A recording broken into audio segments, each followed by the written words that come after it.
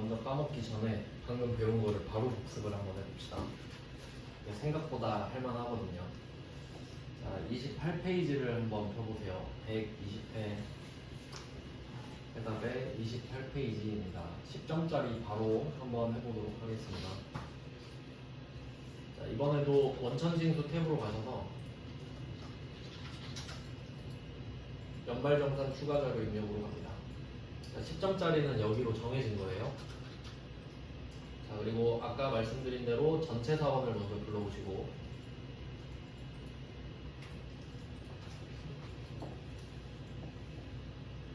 이름을 확인합니다. 여기 나와 있는 사람 이름은 이기준이네요. 이기준. 그리고 지금 새로 보이는 게 있죠? 방금 안 해본 거 있죠? 네, 그게 소득 명세 탭입니다. 한번 들어가 볼게요. 소득 명세 탭. 얘는 어떤 느낌이냐면 전근무지라고 써있죠. 전근무지. 그러니까 뭐 살다 보면은 한 해에 회사 두 군데 다닌 때도 있잖아요. 퇴사하고 다시 다니냐. 그러면 퇴사할 때 중간 연말정산을 해주거든요. 그 다닌 개월 수만큼 정산을 해줘요. 그럼 여러분은 그 영수증을 받아가지고 이제 새로 다니는 회사 있죠. 여기에서 지금 12월 31일이 지나니까 그 사람한테 그 영수증을 줘요. 그러면 합쳐가지고 연말정산을 해줍니다. 지금 다니고 있는 회사에서. 그래서 그런 경우에. 자, 그럼 한번 입력을 해봅시다. 자, 소득명세에서 맨 오른쪽 있죠. 종전 여기다 쓸 거예요. 종전 여기다가 칸 맞춰서 쓰겠습니다. 근무처는 주식회사 세종으로 써있죠. 받아쓰기요. 28페이지. 그다음에 종교는 언급 없으니까 뭐 푸죠. 사업자 등록번호도 그냥 쭉 써주시고. 근무 기간도 나와 있죠.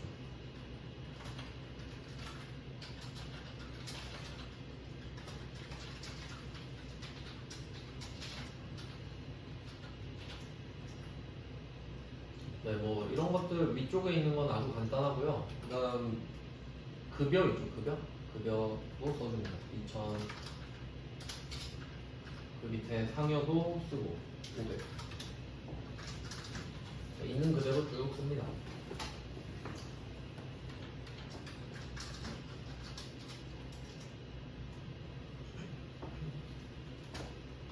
그리고 밑으로 쭉 가보시면 이제 4대 보험 옆에 그 숫자가 적힌 칸 바로 옆에 쓰면 돼요. 여기다 이름 맞춰서 또 써줍니다. 건강보험료도 쓰시고 장기요양보험료. 원래 장기요양보험료는 건강보험료랑 세트인데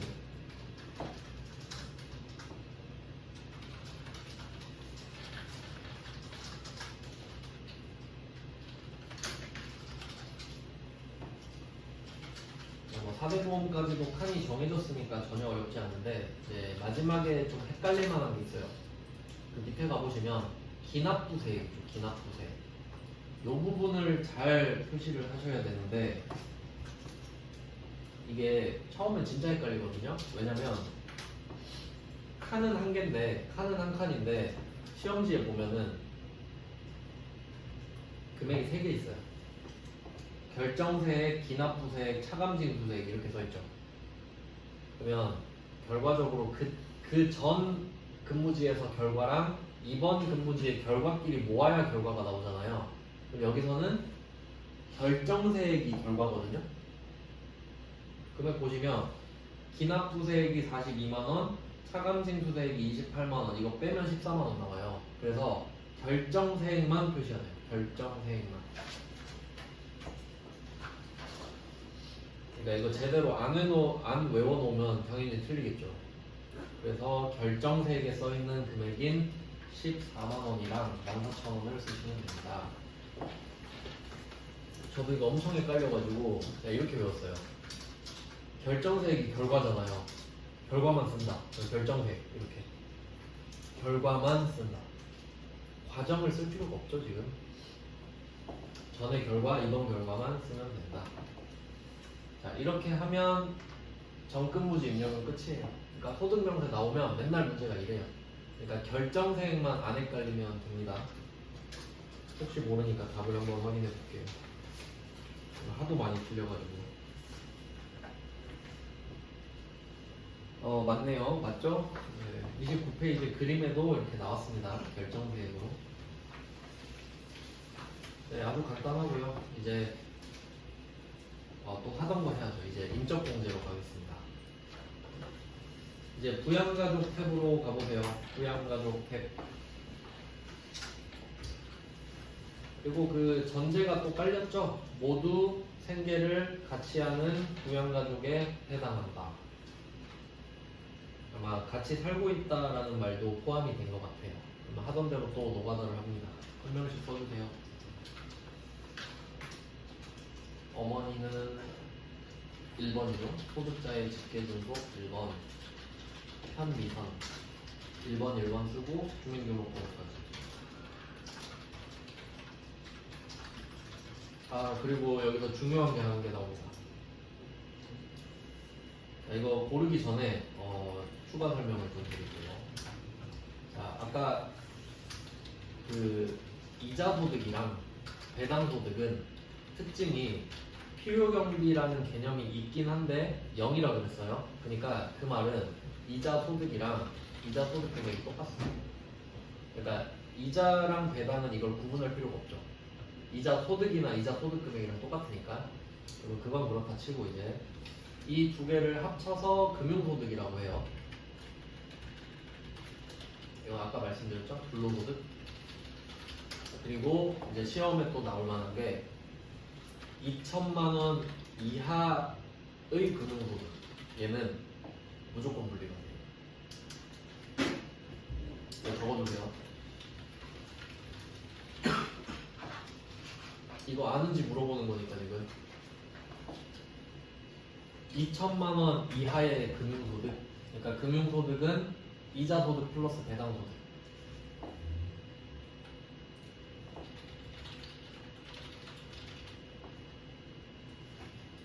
그러면 이제 우리가 공부한 거를 좀 모아보면은 이런 결론이 좀 나오네요.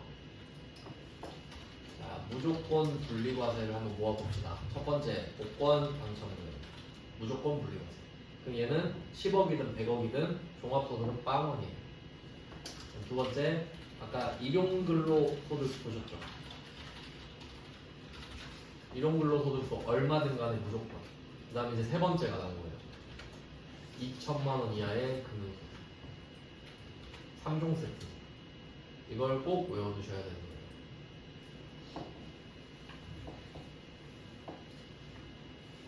(2천만 원입니다) 2천만 원. 지금으로 하면 현금 한 얼마 있어야 될까? 한 5억? 그럼 받을 수 있을까요? 2천을? 그것도 굉장히 좀 후한 거죠. 금액이 적진 않은데. 이건 참고로 몇 퍼센트냐면 아까 복권은 제가 퍼센트 알려드렸죠.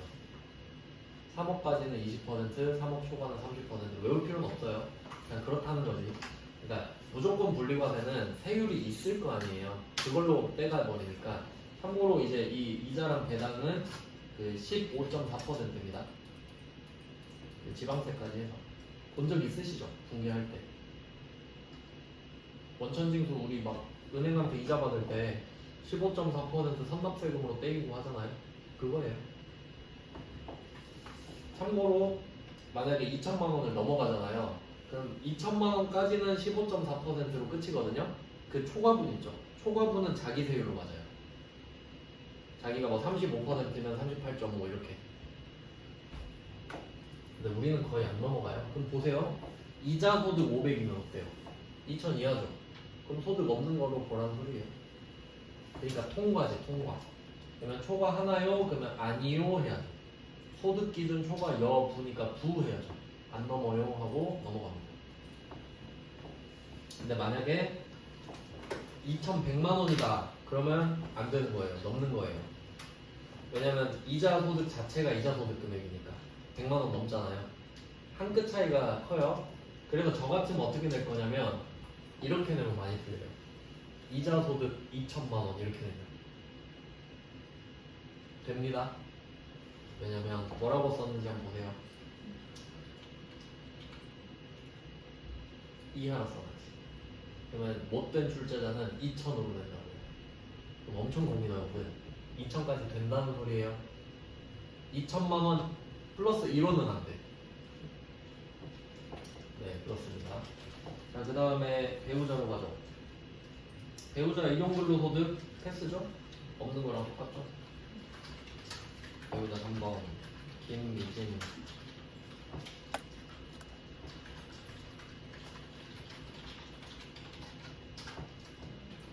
소득 초과 안 했죠? 없는 거랑 똑같으니까 두 하면 배우자로 끝납니다. 그 다음 이제 아들 2명만 입력하면 되겠네요. 4번으로 골라주시고,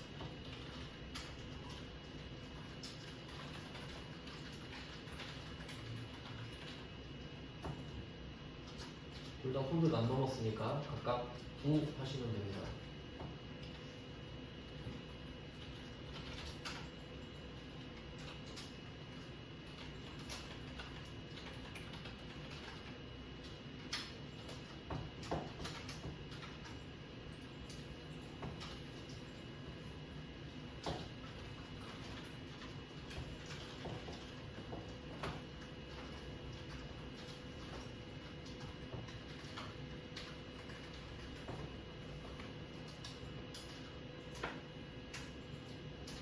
그리고 그 뒤쪽에 자녀 부분에 동그라미가 쳐지고 그런 거 있는데 지가 알아서 하거든요. 그러니까 우리는 신경 안 써도 돼요. 전혀. 지가 기준에 맞게 하는 거기 때문에 우리는 주민등록번호랑 그 소득 여부만 잘 체크하시면 됩니다. 자, 그러면 인적 공제는 여기서 끝났어요. 그러면 보니까 소득 요건 다 충족하죠. 그럼 이거 가지고 가면 물적 공제는 편한 거예요. 소득은 다 되니까. 자, 이제 물적 공제로 가보겠습니다. 이번에도 하나씩 표시를 해보죠. 자, 보험료는 나이 보고 소득도 보죠. 근데 소득은 다 통과했어, 우리 가족 지금. 그럼 그건 소득은 의심할 필요가 없고요. 둘 다 보장성 보험료로 나와 있죠. 그리고 이 기준은 본인이고요. 그 다음에 이 도지는 아들인데 초등학생이니까 나이 통과했죠. 그러니까 일단 둘 다 그냥 동그라미만 쳐놓고 넘어갈게요. 입력은 한 번에 하면 되니까. 자, 보험료는 둘 다 무사히 통과했습니다. 자, 그 다음에 교육비 갈게요. 교육비는 나이는 안 보고, 나이는 필요 없고요. 소득은 봐요. 근데 소득 다 통과했죠, 우리 가족. 그럼 하나씩 볼게요. 자, 이 기준 본인인데 대학원 표시하시면 되겠죠. 대학원. 대학원은 원래 안 돼요. 본인만 돼요. 그러니까 되죠. 그러니까 이 기준 본인이랑 대학원을 연결해 놓고 동그라미 이렇게 되겠죠. 그냥 된다고 하면 안 돼요. 왜 되는지 표시하셔야 돼요. 그 다음 두 번째, 이 도지는 국내 소재 사립초등학교. 안 될 이유 없죠? 유치원, 초, 중, 고, 대까지 되거든요. 유치원, 초, 중, 고, 대. 그냥 비쌀 뿐이지. 어차피 커트 당합니다. 300에서 커트 당해요. 그 다음에 이 시즌. 유치원. 이것도 당연히 됩니다. 유치원, 어린이집도 그냥 정규 교육으로 봐요. 지금 안 되는 사람이 없네요. 교육비는. 되게 쉽게 나왔죠, 지금. 그 다음에 의료비 갑니다. 의료비는 나이, 소득 둘 다 안 보죠. 의료비, 나이, X, 소득, X. 최근에 문제가 되게 쉽게 나오네요. 그러면 첫 번째 시력 보정용 렌즈. 이거 렌즈는 그 콘택트 렌즈 말하는데 안경이랑 동급입니다. 50만 원으로 바꿔주시면 돼요. 50만 원으로 바꿉니다. 그리고 두 번째 줄에 기타 영수증 표시할게요. 기타 영수증. 아까 해보셨죠? 그리고 신용카드로 결제한 65만 원은 그대로 다 들어갑니다. 의료비만 50으로 커트 당해서 추가되는 거죠. 그 다음에 편미선 질병치료비 600. 당연히 될 거고, 신용카드도 중복공제 되죠. 그리고 실손 의료보험료 이거 따로 쓰면 되고요. 이번 회차가 진짜 쉽게 나왔네요. 그 다음에 이 시즌 질병치료비 쓰면 되죠. 그 다음 신용카드로 내려갑니다. 자, 신용카드 본인 신용카드는 나이 안 보고 소득을 보죠. 형제자매건 안 되고요. 그래서 저는 이거 어떻게 외웠었냐면 순서를 좀 바꾸면 더 외우기가 편해요. 저는 이렇게 외웠어요. 보면 보험료는 둘 다 충족해야 되죠. 보험료는 둘 다. 의료비는 둘 다 필요 없죠. 보험료는 둘 다 55, 의료비는 XX, 나머지는 소득만 봐. 이렇게 외웠어요. 어떻게든 외우셔야 되니까. 그러니까 지금이 이상하게 쉽게 나온 거지 어렵게 나오면 진짜 하나하나 다 따져야 돼요. 지금 이거 너무 쉬워요. 지금의 차가.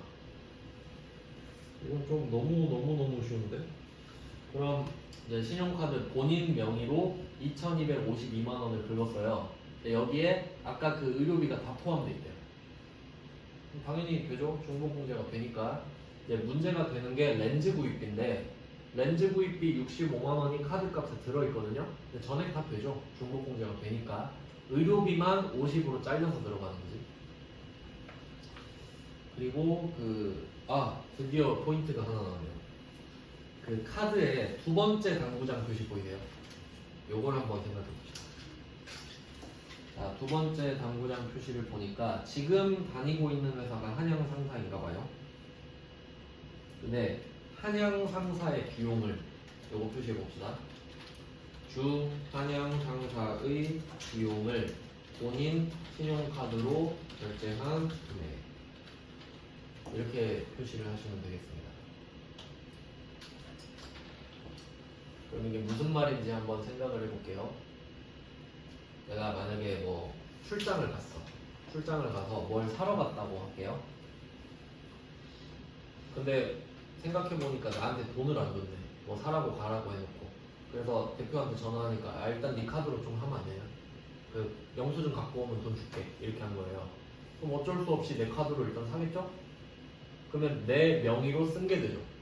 근데 나는 이 200만 원 영수증을 회사에 팔겠죠. 영수증 주고 200을 받죠. 그럼 내가 쓴 거 아니잖아 사실. 카드 이 200만 원은 회사의 비용 처리가 될 거 아니에요. 그러니까 내 명의로 긁은 거일 뿐이잖아요. 그러니까 그건 안 쳐준다 이거죠.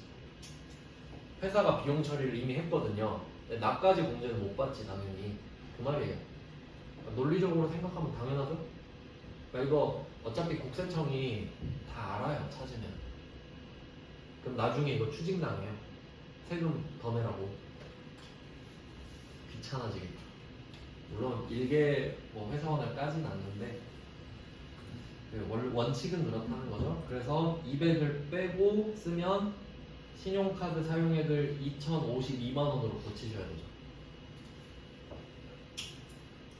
얘는 회사가 이미 비용 처리를 해서 회사가 얘 때문에 세금을 덜 냈잖아요. 근데 나까지 덜 내면 안 되지. 그 다음에 나머지는 특이사항이 없죠. 이기준 현금 영수증은 전액 다 되고, 김미진은 배우자인데 배우자는 일용근로소득밖에 없었잖아요. 그러니까 배우자가 쓴 명의고 내가 쓴 걸로 될 수 있는 거죠. 그 다음에 기타는 그 연금저축인데 그냥 입력하면 되거든요. 그냥 쭉 한번 여기까지 입력을 좀 해보고 쉬죠. 한 김에. 그럼 부양가족 탭에서 보험료는 일단 이 기준 클릭하고 밑에 노란색 칸이 있었죠. 보험료. 아무거나 더블 클릭해도 돼요. 아무거나. 노란색 다 연결돼 있어요. 보험료 안에서. 그리고 국세청 간소화 밑으로 가서 일반 보장성 보험에다가 씁니다. 본인 거 36만 원이죠. 국세청 일반 종료하고, 그다음에 이름 바꿔서 이도진이죠. 이도진 클릭하고 한 번 더 합니다. 국세청 간소화 보장성 일반 54만 원. 보험료 끝. 그 다음 교육비 갈게요. 교육비는 다시 이 기준으로 가서 이 기준 대학원 본인은 됐죠? 오른쪽 밑으로 갑니다. 교육비 일반에 300. 본인은 저절로 골라지고 2도진으로 갑니다. 2도진 900이죠? 어차피 300으로 잘리지만 900으로 씁니다. 그리고 초중고를 골라주셔야 되죠. 초중고는 아래쪽에 설명 보고 2번. 그 다음에 마지막 이시진. 이시진은 유치원입니다. 260. 1번 골라주면 되겠죠. 취학 전 아동. 취학이 초등학교 입학이거든요. 교육비도 끝. 의료비 갑니다. 의료비 탭으로 바꿔주세요. 자, 의료비는 F2번으로 검색하죠. F2번 이기준. 안경이었죠. 안경은 5번에 기타 영수증이라고 써 있었어요.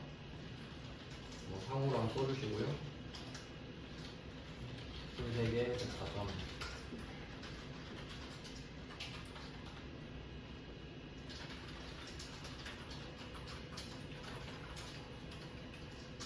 건수는 뭐 저절로 뜨고 금액은 50으로 쓰셔야 되죠.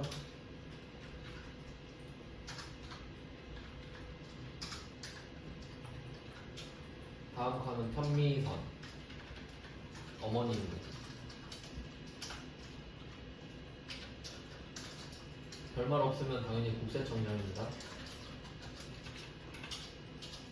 금액은 600인데 따로 실비를 받았죠. 250을 따로 써주시면 되고,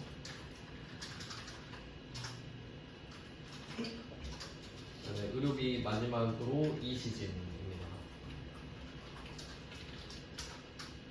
이시진도 국세청량. 금액은 325만원. 네, 의료비도 끝났어요. 그 다음은 다시 신용카드로 가신 다음에 이기준 신용카드부터 보겠습니다. 항상 국세청 쪽에 쓰셔야 돼요. 국세청의 신용카드는 2,052만원이었죠. 회사 대신에 결제해준 200이 포함되니까 이거 빼고 2,052만원. 그리고 옆으로 가서 현금 영수증에 230 씁니다. 그 다음에 김미진으로 내려가서 배우자는 소득이 없으니까 배우자가 쓴 것도 내가 쓴 거다. 그래서 김미진 국세청 신용카드에다가 2,602만원을 씁니다. 뭐 배우자 명의로 된 걸 가족이 같이 썼겠죠? 금액이 큰 거 보니까. 자, 신용카드 쪽도 뭐 별거 없고요 지금. 그 다음 마지막 기타가 있는데, 기타는 이쪽에 연금저축 등 탭이 있어요. 연금저축 등 1로 가봅시다. 1 가서 똑같은 이름을 찾아주시면 돼요. 보니까 지금 연금저축 등 1에서 네모 2번 있죠. 네모 2번에 보니까 개인 연금저축이라 써있죠. 이게 이름이 비슷한 게 또 있거든요. 연금저축이 아니고 개인 연금저축입니다. 그러면 2번에서 클릭 한번 해보시면 여기 로마자 1번에 2번 네모에서 개인연금저축 빈칸을 클릭하면 이거 고를 수 있죠. 여기다 F2번 누르고 삼성생명을 검색을 합니다. 그리고 번호는 하이픈까지 써주셔야 돼요. 여기는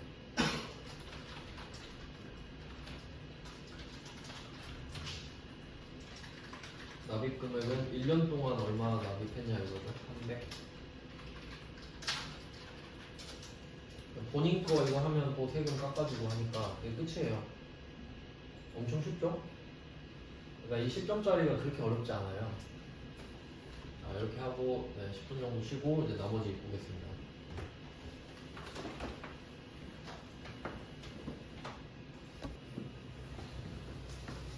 네, 10점짜리를 먼저 해봤는데 답에 보니까 이번에는 이게 안 써 있어요. 부양가족 대불러오기 해설을 보면요. 그래서 이거를 혹시 여기에 데이터를 입력할 때만 하는 건가 싶긴 한데 그래도 한번 해볼게요. 뭐가 달라지지? 하는 게 좀 안전하지 않을까요? 그렇게 습관을 들이는 게 좋지 않겠습니까? 아마 이번 해석에서 그걸 빠뜨렸을 수도 있고 하니까 마지막에는 하는 걸로 합시다. 안전하게. 그럼 이번엔 이제 역으로 5번에 1번을 해볼까요?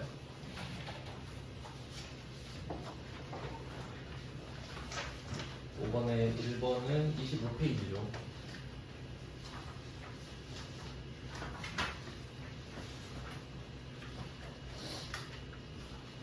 25페이지입니다. 문제 5번. 이제 5번에 1번을 보면은 저번에 했던 거랑 좀 비슷한데 이제 차이가 있다면 그 먼저 봐야 될 게 식대랑 자가운전 보조금이 있잖아요. 그러면 식대가 저번엔 비과세라고 아예 써 있었는데 지금은 우리가 찾아야 됩니다. 여부를 한번 찾아보죠. 식대 한번 볼게요. 식대에 대한 설명이 밑에 나와 있습니다. 자, 식대를 밑에 두 번째 줄 있죠? 표 밑에 두 번째 줄에 점, 두 번째 점. 식대를 지급하면서 별도의 식사 제공은 없다. 즉 식사를 안 주고 대신에 미안하니까 밥 사 먹어 해서 식대를 주고 있는 거죠. 그럼 이건 당연히 밥 사 먹을 때 포함하겠죠? 그래서 얘는 비과세입니다. 그러니까 혹시 식사 제공을 따로 하고 있는데 식대를 주면 그 식대는 월급을 더 주는 거랑 똑같다 그랬죠? 그럼 과세지. 그러니까 결론은 식사를 제공하지 않으니까 이 식대는 비과세입니다. 그리고 사실 원래 비과세로 돼 있어요. 그러니까 냅두면 되고요. 그다음에 자가운전 보조금은 이번에 처음 보셨을 텐데 자가운전 보조금이랑 식대랑 원래 잘 나오거든요. 근데 저번에 특이하게 안 나온 거예요. 자가운전 보조금이. 자가운전 보조금은 설명을 안 해놨네. 이게 어떤 느낌이냐면 그 일할 때 차를 많이 써야 되는 직업들 있잖아요. 뭐 영업직이라든지 많이 돌아다녀야 되는 직업. 그럼 당연히 회사에서 차를 제공해줘야 되죠. 일할 때 차가 필요하니까. 근데 회사가 너무 작아서 대표가 이렇게 말을 하는 거예요. 미안한데 네 차로 좀 쓰고 내가 유지비만 좀 줄게. 그런 경우 있겠죠? 그게 자가운전 보조금이에요. 내 차로 회사 일을 해주고 그거에 대한 보조금을 받는 거. 뭐 그런 경우예요. 그러면 얘도 비슷한데 자가운전 보조금은 식대랑 비교를 하자면 만약에 그래도 좋은 대표는 어떻게 할 거냐면 내가 차를 타면서 막 기름 넣는 건 당연하고 내가 회사 일을 많이 해주고 기간이 길면 중간에 엔진 오일도 갈고 막 타이어도 갈고 그럴 수 있죠. 근데 착한 대표는 영수증 다 갖고 와. 다 환급해 줄게. 이런 사람이 좋은 사람이죠. 근데 자가운전 보조금은 그게 아니고 그렇게 영수증으로 다 돌려주는 게 아니고 그냥 한 달에 30으로 퉁치는 거예요. 그냥. 정말 냉정한 거지. 그러면 국세청 입장에서도 30, 아유 그거 다 차에다 들어가고도 부족하겠다 이렇게 생각하겠죠. 그럴 때 비과세예요. 그러니까 만약에 그 환급을 다 해주고 있다고 해봐요. 영수증 갖고 오면 다 환급을 해줘. 근데 월급 명세서에 자가운전 보조금이 또 찍혀 있는 거야. 그럼 그거 월급 더 준 거죠. 그건 과세지. 근데 여기 뭐라 써 있나 보세요. 본인 차량을 업무에 사용해. 이거는 기본 전제고 별도 여비를 지급하지 않는다. 그러니까 영수증에 대해서 환급 안 해준다 그 말이에요. 그러니까 식대랑 약간 비슷하죠.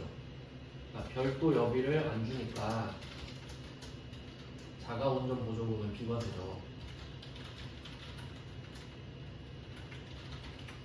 만약에 별도 여비를 따로 줘. 그럼 그걸로 충당이 되잖아요.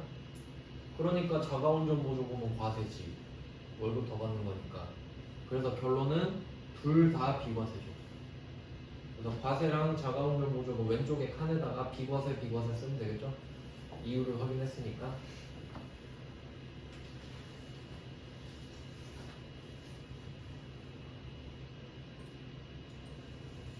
네, 이렇게 합니다. 근데 원래 얘 둘은 비과세로 되어 있기 때문에 냅두면 돼요.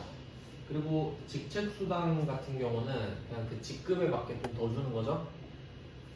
당연히 과세죠. 비과세가 아니니까.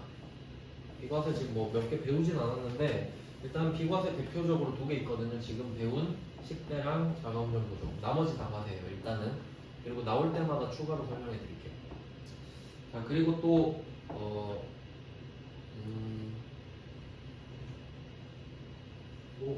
이거는 안 해도 되네? 그럼 바로 해도 될 것 같아요. 자, 그러면 연말정산 탭 끄고 급여자료 입력으로 갑시다. 급여자료 입력. 아, 이거 퇴사네? 이거 좀 특이한 케이스인데, 아, 이거 문제 세 번째 줄에 그 퇴사 이거 하나 표시해 볼게요. 아무 글자 아니라 퇴사만. 그러니까 지금 이 사람이 퇴사하는 거네요.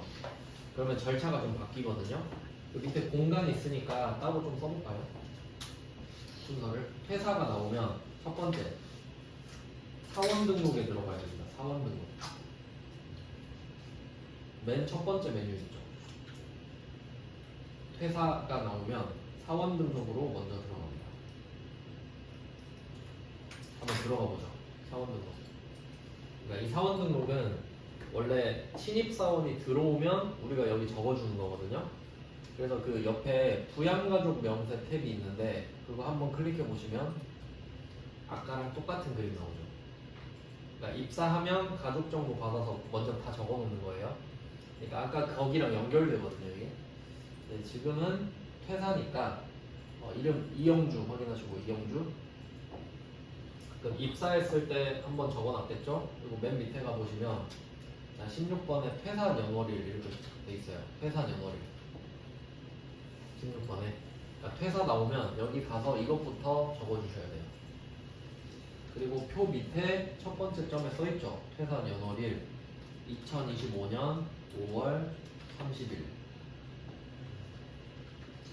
2025년 5월 30일. 그 뒤에는 언급이 없으니까 안 하셔도 돼요. 그냥 뭐 부 하고 넘어갑니다. 야, 이게 첫 번째예요. 그러면 바로 퇴사가 찍히네요. 확인하고 나가면 돼요. 첫 번째 사원 등록에 가서 16번의 퇴사 연월일을 쓴다. 자, 그리고 퇴사를 하더라도 월급은 마지막 월급은 받고 가겠죠. 그래서 이제 두 번째가 급여자료 입력이 돼요.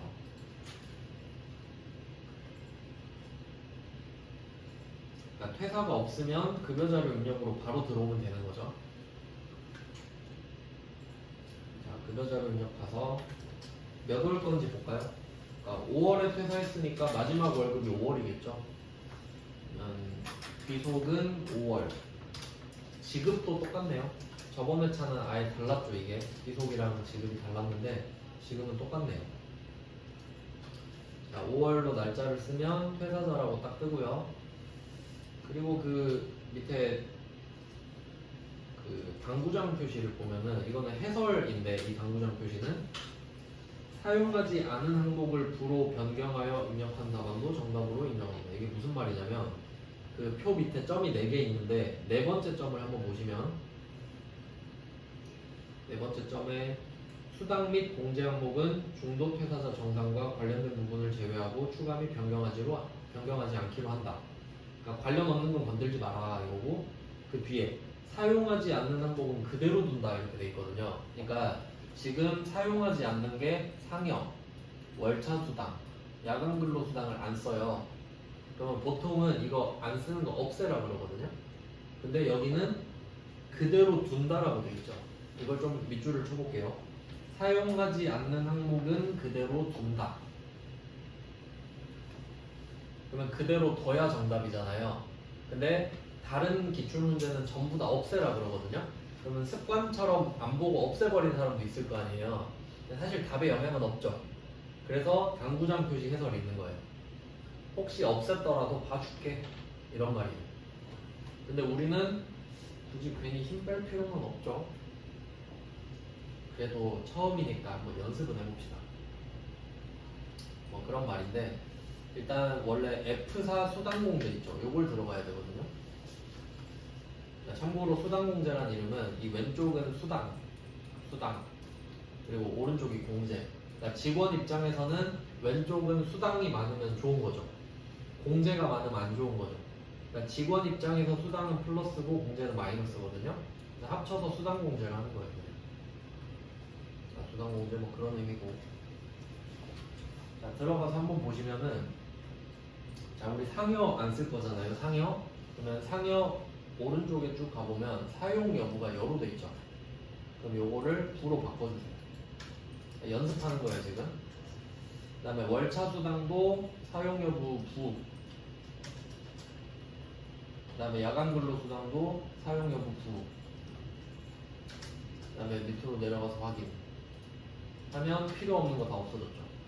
원래 이렇게 하라고 하거든요. 네, 이번엔 냅둬라 그랬잖아요. 근데 습관처럼 이렇게 한 사람들이 있을 거 아닙니까? 그럼 니네도 정답 처리해줄게 그 말이에요. 자, 그리고 숫자를 그대로 쓰세요. 420, 50, 25만원, 30만원. 자, 쓰고 밑에 한번 볼게요. 자, 밑에 보면은 비과세가 40으로 써있죠. 왜 그러냐면 식대랑 자가운전 보조금은 월 한도 20이에요. 그러니까 컴퓨터가 알아서 해주니까 제가 한도 말씀 따로 안 드린 거예요. 그러니까 우리는 그냥 과세 비과세인지 말면 돼요. 자, 그 다음 오른쪽도 쭉 적어줍니다.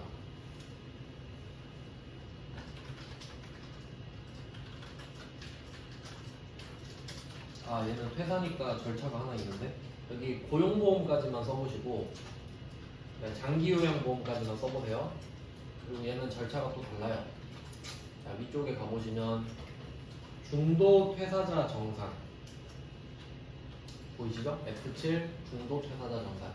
그러니까 원래는 연말정산은 12개월치를 해야 되는데 이 사람이 5월까지만 하고 일을 끝났으니까 5개월치 중간에 정산을 한다는 소리예요. 자, 누르면 창이 뜨죠? 그러니까 두 번째는 급여자료 입력 가서 F7 문제 세 번째 글에도 나와 있어요. 중도 퇴사자 정산하라고. 이거를 눌러줍니다. 밑으로 가보면 퇴사 월 소득세 반영, 급여 반영, 급여 미반영 이렇게 있는데 아무거나 눌러도 결과는 아마 같을 거예요. 그럼 급여 반영을 한번 눌러보죠. 급여 반영. 자, 그러면 숫자가 똑같이 뜨는 거 보이시죠? 중도 정산 소득세 이렇게. 그리고 F7 중도 퇴사자 정산 들어가서 방금 보신 것처럼 저는 급여 반영을 눌렀어요. 자, 나머지는 여러분이 입력을 하셨고 급여 합계랑 이런 거 확인해 볼게요. 지급 총액 525만원 맞고 그 다음에 공제 금액도 확인해 볼게요. 마이너스 207540 547 5457 540 맞죠? 잘 된 거네. 자, 이렇게 한 다음에 끄고 원천징수 이행 상황 신고서로 갈 거예요. 왜냐면 문제에서 언급을 했으니까. 자, 원천징수 이행 상황 신고서입니다. 비속은 5월이죠. 5월 거를 5월에 지급했죠. 5월 비속도 5월, 지급도 5월. 그리고 가끔씩 그 원천징수 이행상황 신고서를 언급을 하면서 뭐 전월 미환급을 언급할 때도 있거든요. 근데 지금 이 문제에서는 전월 미환급이라는 언급은 전혀 없죠. 그래서 혹시 있을 수도 있으니까 그냥 참고해 두세요. 언급하면 여기 숫자를 쓰는 거고 지금은 언급을 안 했으니까 그냥 끄고 저장만 하면 돼요. 끄고 저장. 이러면 5점. 할만하죠? 네, 이렇게 하면 15점을 먼저 딴 거예요. 그 다음은 이제 문제 3번을 또 볼까요? 문제 3번.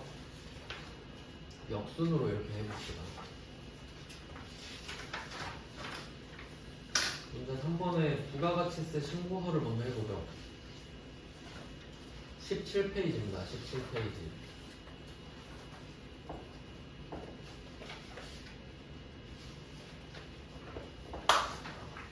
이번에도 5점짜리로 나왔네요. 자, 부가가치세 신고서로 들어가서 작업을 해보겠습니다. 부가가치 탭으로 옮겨가시고요.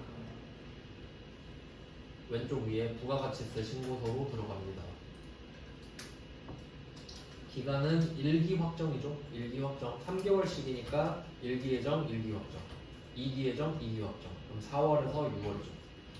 1기 확정은 4월에서 6월. 자, 그리고 매출 자료부터 쭉 보도록 하겠습니다. 매출 자료에 1번에 전자 세금계산서 발급이 있고 2번에 종이 세금계산서 발급이 있죠. 1번과 2번을 묶어주세요. 왜냐면 둘 다 세금계산서죠. 그러면 이 금액을 합쳐서 1번에 쓰셔야겠죠. 왜냐면 1번 칸에는 세금계산서라고만 써있으니까. 그러면 금액은 공급 가액이 1억 8,900이죠. 1억 8,900. 공급 가액인지 공급 대가인지도 잘 보셔야 돼요. 그러면 1번에 189, 000, 000 이렇게 쓰겠습니다. 근데 문제는 뭐냐? 우리는 법인이고 법인은 전자세금계산서 발급 의무자거든요. 근데 종이 발급한 게 900만 원이 있죠. 그럼 이건 가산세를 맞아야 돼요.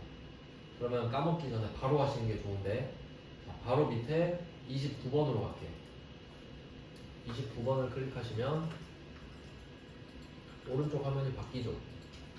그래서 우리 시험 범위는 요 정도라고 말씀을 드렸는데, 이 중에 세금 계산서를 늦게 발급한 건 아니죠. 늦게 받은 것도 아니고, 근데 얘는 전자 대신에 종이를 발급한 거죠. 그래서 원래 칸은 미발급 등이거든요. 미발급 등. 그럼 이 67번에다가 900만 원을 쓰면 돼요.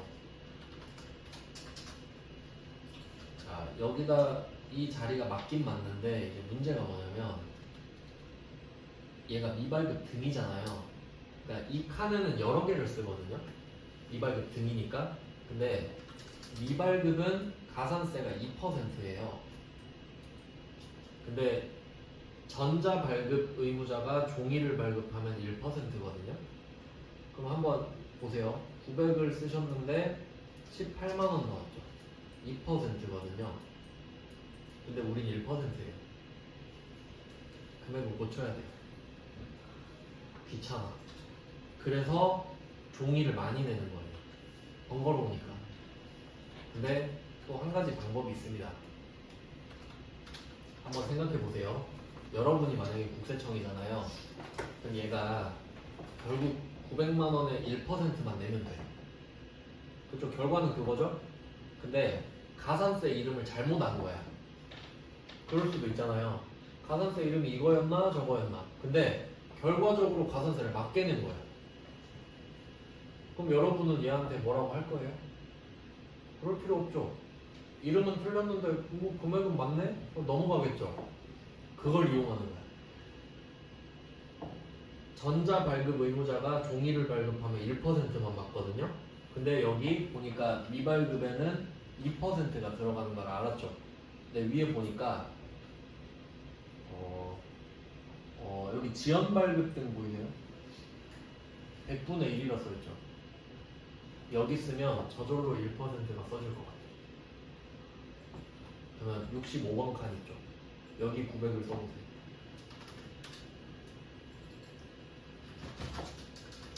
어때요? 바로 1% 나오죠. 그래서 여러분은 이제 65번을 쓰세요. 이걸로 태클 걸면 약간 좀 또라이 아닐까? 근데 어차피 9만원 냈는데 뭐 이름 틀리는 게 뭐예요? 이러면 되잖아. 우리도 금액 맞잖아요 하면 되잖아요. 그리고 정답으로 인정한다고 한 사례가 있어서 이렇게 하시는 게 편하죠. 네, 이유는 알고 하셔야 돼요. 이유는 그러니까 원래는 그 이름이 미발급 등이 맞아요. 왜냐면 우리가 늦게 발급한 건 아니잖아. 근데 그냥 금액이 똑같다는 걸 이용하는 거예요. 그래야 우리가 편하니까. 네, 이렇게 팁을 하나 알려드렸고, 해설에도 그렇게 써있나? 해설에도 그렇게 써있어요. 그냥 해설에도 지연 발급에 써있어요. 근데 이게 지연 발급은 아니지, 원칙대로 하면. 근데 그냥 편법을 이용합시다. 귀찮으니까. 그래서 이렇게 나올 때 대처 방법 아시겠죠? 그러니까 1번은 그냥 세금 계산서라고만 써있는 거예요. 그러니까 여기는 합쳐서 씁니다. 네, 종이 부분만 가산세를 만든 거지. 자, 1, 2번은 한 번에 클리어 했고요. 그 다음에 3번. 자, 구매 확인서에 의한 영세율 매출입니다. 얘는 일단 답은 5번이에요. 요거는 말 문제로도 좀 잘 나오는데, 그 메인 매출 점표에서 영세율 적용되는 게 두 개 있거든요. 16번 수출이랑 12번 영세가 있다. 이 정도 기억나시죠? 근데 이 둘의 차이가 뭐였냐면, 수출은 16번 수출은 직수출이에요. 직수출. 그러니까 내가 해외에 있는 회사한테 물건을 던지는 거죠. 그럼 내가 해외한테 물건을 보내면 0% 인정받잖아요. 그리고 증빙을 안 보내죠. 어차피 나라가 다르니까. 증빙이 없어요. 근데 요 5번, 6번을 보면은 영세 써있고 세금 계산서 발급분 기타 써있죠. 그럼 기타가 발급 안 한다는 소리겠죠. 그러니까 16번 수출이 6번으로 들어가요. 왜냐면 수출할 때는 세금 계산서 발급 안 하잖아요. 그러니까 여기선 기타라고 하는 거지, 그걸. 그러면 반대로 내가 0% 적용되는데 세금 계산서 발급하는 때도 있거든요. 그건 이 직수출을 하는 회사한테 내가 물건을 납품하는 거예요. 그러면 내가 얘네들 수출하는 거 도와주는 꼴이죠. 그래서 0%를 인정해 주는 거거든요, 국가가. 근데 우리 둘 다 한국 회사죠. 그러니까 세금 계산서는 발급하지. 그때 영세를 쓰는 거거든요. 그러니까 그림으로 한번 간단하게 다시 보여드리면, 자, 우리가 지금 수출을 해요. 수출국이에요. 그럼 A라는 회사가 있고 B라는 회사가 있는 거지. 그리고 반대편은 수입국이겠죠? 우리가 수출국이라 치면, 그러면 이 B 있죠, B. B에 해당할 때는 16번 수출을 쓰는 거예요. 왜냐면 B는 진짜 해외로 물건을 던지는 애잖아요. 그러니까 증빙이 없지. 하지만 0%는 적용을 받고. 여기까지 아시죠? 근데 A가 B한테 물건을 납품해주는 애예요. 그럼 너도 수출을 도와주네? 너도 0% 인정? 이렇게 되는 거죠. 그리고 A가 물어보죠. 그러면 저도 B처럼 증빙을 안 줘도 되나요? 하니까, 야, B는 해외한테 물건 파는 애고 너는 A가 B한테 파는 거니까 둘 다 우리나라 아니냐. 넌 세금 계산서 발급해야지. 이렇게 되는 거죠. 그러니까 이름이 0% 세금 계산서죠. 0% TI. 영세율 세금 계산서. 텍스 인보이스예요. 그럼 이 A는 12번 영세를 쓰게 되는 거예요. 이때 이런 구조입니다. 영세는 두 개 있는 거예요. 수출 지원하는 애는 세금 계산서 줘야 되죠. 근데 직수출하는 애는 안 주죠. 그렇게 나눠지는 거예요. 그리고 또 디테일하게 보면은 A가 물건 팔 때 12번 영세로 하잖아요. 그러면 B는 A한테 물건 사는 거죠. 그럼 그때는 B는 52번 영세. 사는 영세니까. 12번은 파는 영세. 사는 건 52번 영세. 그러니까 52번 영세를 하는 애가 곧 16번 수출을 하겠지. 기본적으로. 네, 그걸 물어보진 않는데. 그리고 또 얘네들 영세율 세금 계산서 짝꿍이 내국 신용장, 구매 확인서. 이게 말 문제로 잘 나오거든요. 내국 신용장, 구매 확인서. 그러니까 하나 더 써도 돼요. 내 구매 확인서 위에다 내국 신용장도 하나 써도 돼요. 그러니까 이게 이 서류가 그 은행이 보증해 준다는 서류예요. 혹시 돈 떼먹으면 은행이 대신 보증하겠습니다 이런 거예요. 그게 있어야 이제 거래가 자유로우니까. 보증서입니다. 보증서. 자, 이런 느낌이라고 보시면 돼요. 사실 그냥 외우기만 하면 되지만. 그래서 결론은 뭐냐? 수출은 0% 적용을 받고 증빙이 없어요. 근데 영세는 같이 영세율 세금계산서 발급하고 같이 나오는 게 내국신용장 구매확인서. 이 차이가 생기는 거죠.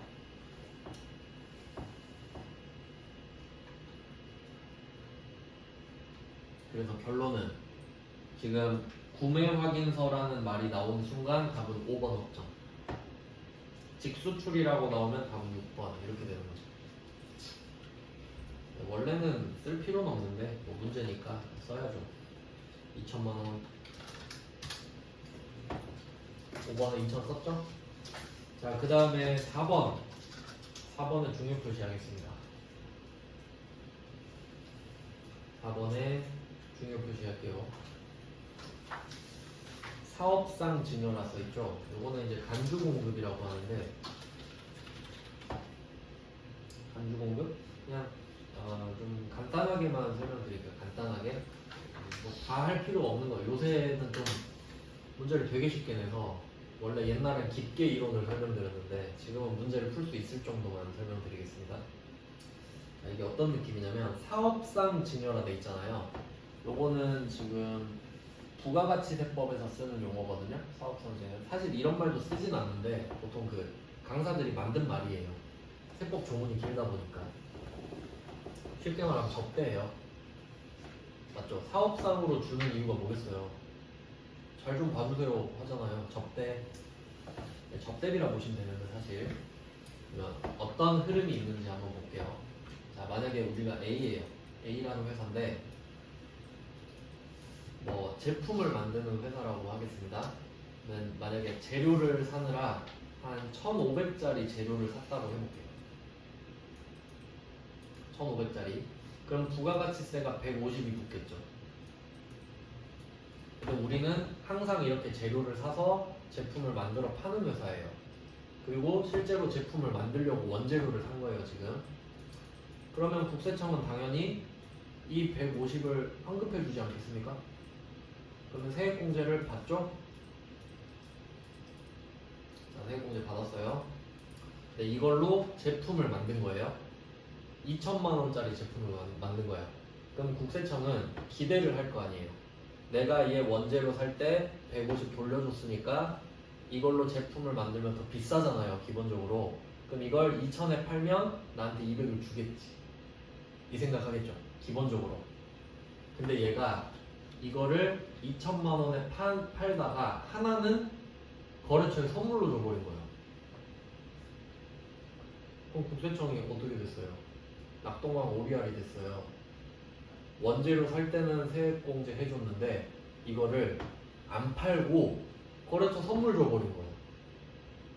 그럼 국세청 이거 보더니 어쩔 수 없지 이러겠어요? 아, 내가 세액공제 해줬잖아. 팔아야지. 아, 근데 저도 접대할 수 있잖아요. 아, 그러면 접대 인정. 그러면 거래처한테 팔았다 보자. 공급은 팔았다는 뜻이거든요. 간주하자. 안 판 거 나도 알아. 접대 인정. 근데 판 걸로 보자고. 그럼 우리는 안 팔았지만 판 게 돼요, 이제. 분명히 안 팔았죠? 세금 계산서도 안 줬을 거 아니에요. 접대했으니까. 그러면 당연히 증빙 없죠. 근데 부가세는 내라 그러죠. 그럼 이거 보고 느낌이 와야 돼요. 부가세는 내는데 증빙이 없어. 14번 건별. 기억나시나요? 14번 건별. 그럼 부가세를 어쨌든 내긴 내는 거죠. 그리고 항목 중에 4번인가? 4번인가 기타라고 써있지 않나요? 그게 건별이에요. 과세 중에 기타 있죠. 거기 쓰시는 거예요.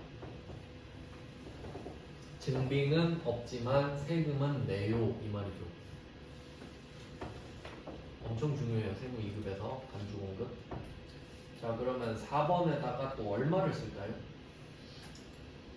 2200을 쓸까? 이거 공급 대가인데? 공급 대가는 110%죠. 공급 가액이 2천만 원이랑 부르죠. 그럼 2천을 써야지. 그래야 부가세 200이 생기는 거 아니에요? 그러니까 조심해야 돼요. 위에는 공급 가액이 써있죠? 그러니까 공급 가액은 100%잖아요. 그러니까 이렇게 써봅시다. 그 공급 가액에다가 위에 살짝 100% 이렇게 쓰고 세액에다가 10% 이렇게 쓰고 문제 1번, 2번, 3번 아무거나 셋 중에 하나이다. 1번, 2번 중에 쓰면 되겠네요. 3번은 영세율이니까. 그리고 공급 대가에다가 110% 이렇게 쓰면 되죠. 결론은 공급가액 플러스 부가가치세는 공급대가다 이렇게 되잖아요. 이걸로 장난 많이 친다 그랬죠? 이걸로 계속 왔다 갔다 합니다. 그래서 4번에 2천만 원을 쓰셔야 돼요. 그래서 우리는 증빙은 안 줬지만 부가세는 냅니다. 그 다음에 5번으로 갈까요? 5번. 자, 5번은 어제도 했었던 대손이죠? 대손은 제가 공식 알려드렸죠? 복습해 봅시다. 자, 부가가치세 신고서에서 대손이 나왔어요. 첫 번째, 나누기 11이죠? 나누기 11. 왜냐면 대손 세액을 찾아야 되니까. 그러면 지금 1,100만 원은 내가 못 받은 돈인 대손금이죠. 근데 국세청한테는 이 중에 110분의 10만 따져야 되잖아요. 그러니까 나누기 11. 그럼 지금은 금액이 100만 원이죠. 그러니까 부가가치세만 찾아라 이거예요. 그러니까 정확히 말하면 곱하기 110분의 10이라고 해야 맞아요. 네, 나누기 11 해도 똑같잖아. 그 다음에 2번. 2번은 혹시 내가 지금 대손 세액공제를 받는다 그러면 마이너스고 대손세액공제를 받았던 걸 회수한다 그러면 플러스죠. 그러니까 저 돈 못 받았어요 징징대러 가니까 알았어 100만 원 빼줄게 이거죠. 대손세액공제는 불쌍하니까 빼줄게 이거고 혹시 전에 대손세액공제했던 걸 지금 회수했다 그러면 토해내야 되는 거죠. 그러니까 플러스. 그래서 지금은 대손세액공제니까 마이너스 100을 8번에 쓰시면 됩니다. 우리 돈을 벌레죠. 어제랑 똑같죠 답이. 제가 무조건 나온다 했잖아요. 자, 매출은 이렇게 끝났어요. 가산세도 하나 나왔고 대손도 나왔고 간주공급도 하나 나왔습니다. 자 이제 매입으로 가보겠습니다. 매입. 자 매입 자료의 1번을 한번 보시면 전자 세금 계산서를 발급받았다 그러죠. 발급할 때는 종이 발급하면 가산세 받잖아요. 근데 받을 때는 종이 받아도 가산세 안 맞죠. 그러니까 매입의 전자는 상관없음이죠. 매출의 전자는 중요하죠. 매입의 전자는 안 중요하고. 그러니까 뭐 상관없음 정도의 느낌이죠. 자 그러면 하나씩 따져볼게요. 지금 세금 계산서 받은 게 3개 있는데 이 중에 첫 번째가 일반이고 두 번째가 고정자산 아님이니까 일반이죠. 그래서 2개 연결해 두세요. 일반 매입이랑 사업 무관 매입 고정자산 아님 2개. 둘 다 일반이니까. 그리고 세 번째 기계장치 이거 하나만 고정자산이죠. 그래서 이걸 일단 나눠주셔야 돼요. 세금 계산서는 고정이냐 아니냐. 그러면 고정은 1,500. 원래 순서상으로는 고정을 먼저 쓰시는 거 맞죠? 고정이 아니면 일반인 거니까. 그러면 고정에 1,500, 150 쓰고 위에 일반으로 가셔서 일반은 2개 합쳐야 되죠. 1억 6천, 1,600. 1억 6천, 1,600.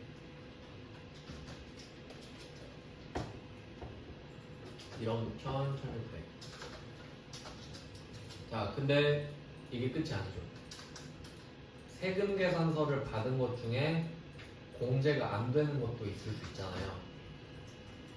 보니까 그 두 번째 칸에 있던 게 사업 무관이면 당연히 세액 공제 안 되죠. 그럼 얘는 바로 17번으로 가서 53번으로 가죠. 17, 53. 이것도 제가 반드시 하나 나온다 그랬죠. 일로 가서 고정자산 금액, 사업 무관 매입 이거를 한번 써줍니다. 1000만원 미만. 얘는 세금 계산서를 받긴 했지만 공제를 못 받으니까 다시 와서 빼버리는 거죠. 이번 것도 그렇게 어렵진 않네요. 그 다음에 신용카드로 가겠습니다. 신용카드 매입자료 2번에 신용카드. 얘도 자리가 따로 있었죠. 얘는 15번 그 밖에 매입세 공제. 매입 쪽은 세금 계산서냐 아니냐 이렇게 나눈다 그랬죠. 이번엔 15번으로 가서 밑으로 44, 45로 갑니다. 이 위치를 기억하셔야 돼요. 자, 그럼 여기에다가 써봅시다. 세 번째 칸은 예정신고 누락분이기 때문에 여기서 쓰는 게 아니죠. 그러면 일반 매입 1600, 160 쓰고 고정 매입 220을 씁니다.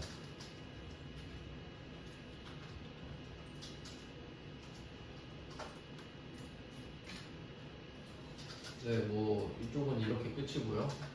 그리고 바로 이 화면 위쪽으로 가보시면 예정신고 누락분이 바로 위에 있죠. 매입 예정신고 누락분. 그러면 지금 신용카드니까 그 밖에 공제 매입액 42번으로 가야 되는데 여기에도 숫자가 안 써지죠? 그래서 이 밑에 신용카드 매출 수령 합계 금액의 일반에 쓰셔야 돼요. 이유는 고정자산 아니라 그랬으니까. 이쪽은 좀 암기죠. 위치를 외워야 되니까. 그래서 43번 밑에 칸에다가 100을 쓰시면 돼요. 110. 여기다 써야 위로 올라가죠. 뭐 이렇게 합니다. 뭐 매입 쪽도 다 됐고, 그리고 어제도 말씀드렸는데 이 예정신고 누락분은 저번에 빠뜨린 걸 다시 하는 거예요. 그러니까 1월, 3월에 빠뜨린 거를 지금 4월, 6월 하면서 추가로 하는 건데 이게 매출세액이면 가산세가 붙어버려서 매입세액밖에 안 낸다 그랬죠. 근데 이번에도 매입세액 냈잖아요. 매출세액은 안 내요 절대. 자, 그리고 기타로 가봅시다. 절대 방심하면 안 돼요. 지금 거의 다 했잖아요.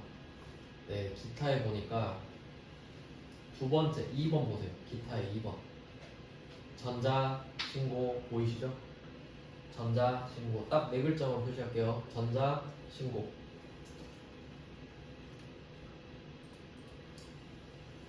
그러면 22번을 클릭하면 화면이 또 바뀌죠.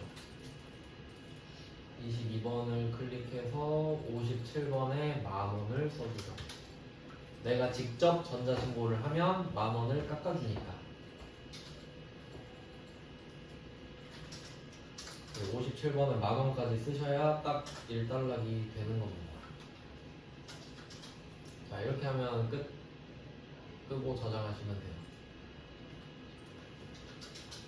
이번 회차가 조금 쉬운 것도 있는데 그래서 좀 단조롭죠? 두 개만 해봐도 좀 느낌 오지 않나요? 비슷비슷해요. 그래서 오늘은 일단 이렇게 해놓고 다음 시간엔 이제 붕괴를 또 보면 되겠죠. 근데 이제 충분히 여러분이 좀 복습을 하실 수 있으니까 한 기출문제는 뭐 한 1년 전 거? 그런 거 따로 해보실 수 있겠죠. 아니면 그냥 앞으로 제가 119회, 118회 이렇게 할 건데 미리 혼자 해보셔도 좋겠다. 네, 그렇게 연습을 하시면 되겠습니다. 오늘은 여기까지 할게요. 고생하셨습니다.